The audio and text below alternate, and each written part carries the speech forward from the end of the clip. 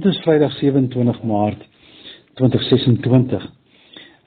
Ons het hierdie week oor die oes gepraat, maar ook oor groter ontwikkelinge in die wêreld daar buite. En eintlik alreeds reg aan die begin van die week gesê dat in 'n deurmekaar tyd dissipline en deursettingsvermoë verskriklik belangrik is. Daarom wil ek graag lees 1 Korintiërs 9 vers 27.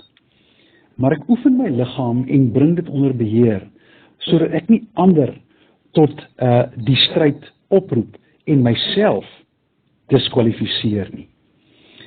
Mike Ditka het gesê, sukses word nie gemeet aan geld en roem nie. Dit word gemeet aan jou dissipline en innerlike vrede. Daar is tye in my lewe wat ek so 'n bietjie laat slap lê.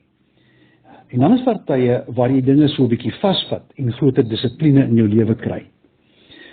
Dit was veral duidelik toe ek 'n student was. Vakansietye en selfs tye deur die kwartaal was my kamer maar deurmekaar en my bed is laat opgemaak as dit ooit opgemaak is.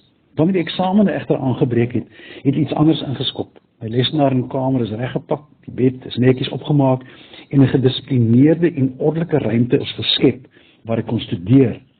Daar is mense wat beweer dat die een nie noodwendig vir hulle werk nie, maar vir my het dit gewerk.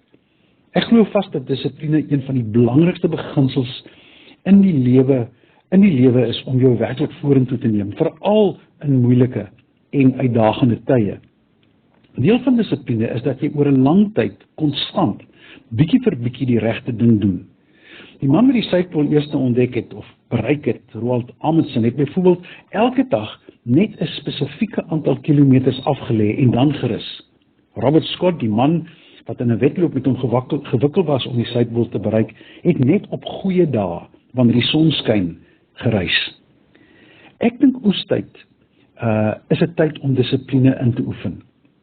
Daar sal seker dae kom waar jy dit rustiger kan neem, maar onthou, dissipline is ten diepste om die regte ding stukkie vir stukkie oor tyd te bly doen. Dit verskil van 'n dramatiese regrukpoging wat net vir 'n rukkie hou. Die ou kerkvaders het daarom ook van geestelike dissiplines gepraat. Dit is daardie elke dag se fokus en toewyding aan God.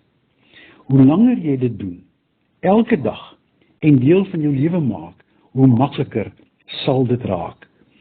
Mag elke dag vir jou 'n oestyd wees, waarin jy die goeie vrug van die lewe pluk, maar mag elke dag vir jou ook 'n tyd van dissipline wees, waarin jy herhaaldelik oor en oor die regte ding doen en dit inoefen.